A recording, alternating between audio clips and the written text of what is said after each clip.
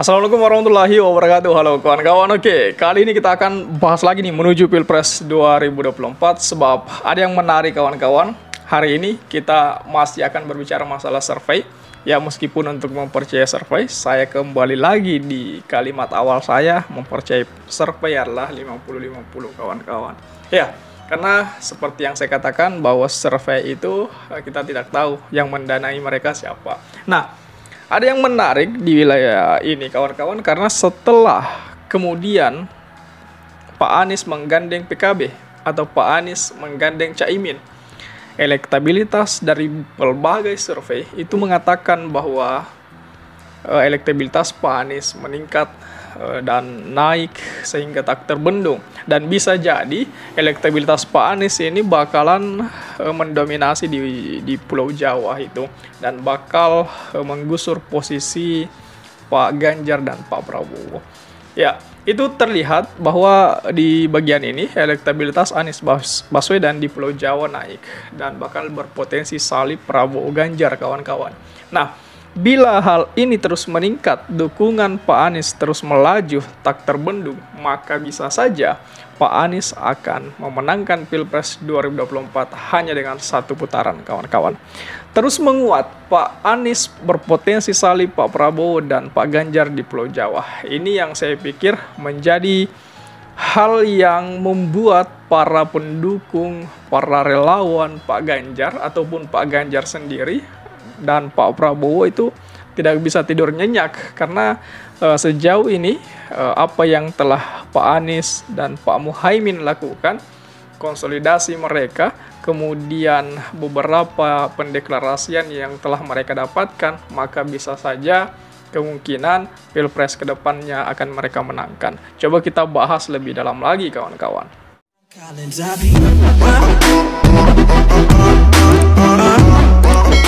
Elektabilitas pasangan Capres-Cawapres Pak Anies Baswedan dan Muhaimin Iskandar atau Caimin itu mengalami kenaikan di Pulau Jawa kawan-kawan. Hal ini setelah lembaga Indoriset merilis survei berkaitan dengan elektabilitas ketiga bakal capres yakni Pak Anies Baswedan, Prabowo Subianto, dan Ganjar Pranowo baru-baru ini.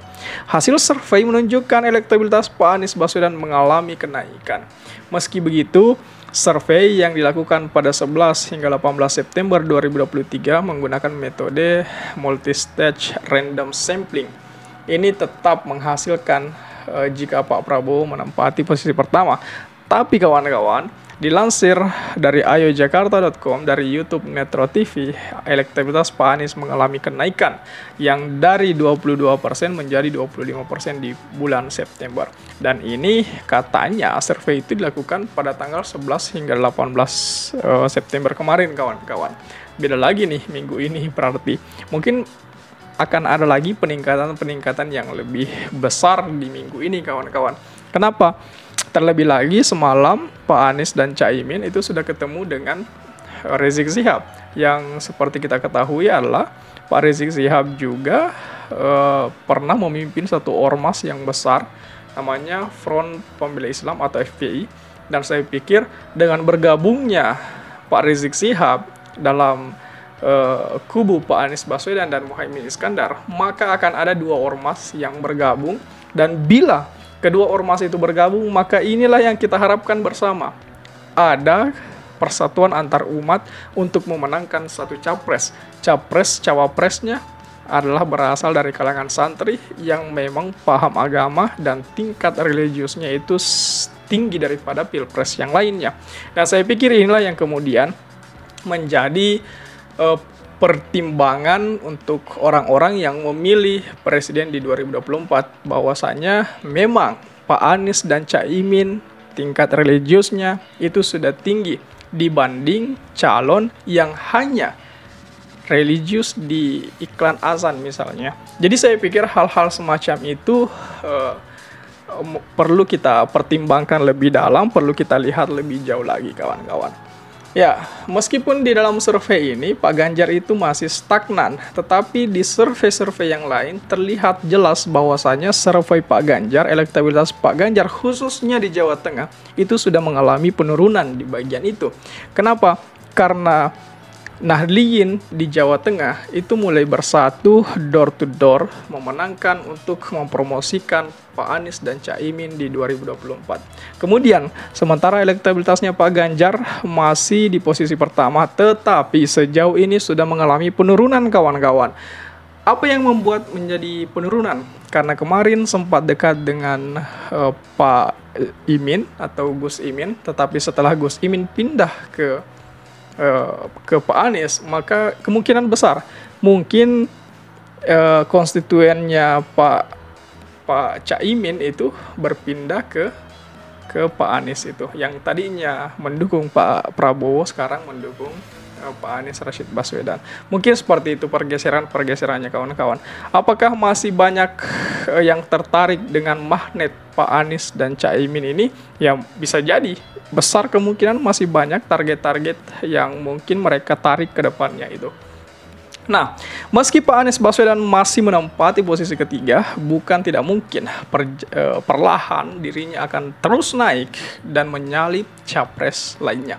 Dan itu kawan-kawan tidak akan menunggu lama. Mungkin beberapa bulan atau sebelum masuk di 2024, mungkin elektabilitasnya Pak Anies dan Pak Muhaimin Iskandar itu sudah melonjak, mengalahkan kedua dari capres lain, baik dari Pak Ganjar maupun Pak Prabowo kawan-kawan. Nah, kenaikan persentase elektabilitas Pak Anies itu tersebut didasari dari berbagai faktor. Peneliti Indoreset, Pak Rocky, mengatakan elektabilitas Pak Anies Baswedan mengalami jumlah mayoritas kenaikan di wilayah Pulau Jawa, seperti Jawa Barat, Jawa Tengah, Jatim. Kemudian Pak Anies juga mengalami kenaikan elektabilitas di wilayah Yogyakarta, Bali, Nusa Tenggara, Sulawesi, dan Gorontalo. Sulawesi yang paling besar juga sih sebenarnya, karena banyak kemarin orang-orang Sulawesi yang inginkan Pak Prabowo, tapi sekarang Sulawesi sudah milik Pak Anies. Terlebih di Sulawesi Selatan kawan-kawan, kemarin waktu jalan santai bareng Pak Anies, ada jutaan orang yang berkumpul untuk melihat Pak Anies. Tapi perlu kita lihat di belakangnya itu siapa. Orang Sulawesi Selatan pasti juga melihat Pak JK di situ, karena Pak JK sekarang berada dalam kubu Pak Anies. Pak JK adalah ayah, bisa dikatakan ayahnya Pak Anies itu. Maka dari itu, orang Sulawesi Selatan melihat bahwasanya Pak Anies ini betul-betul menjadi ikon untuk presiden ke depannya. Karena di sana ada Pak JK.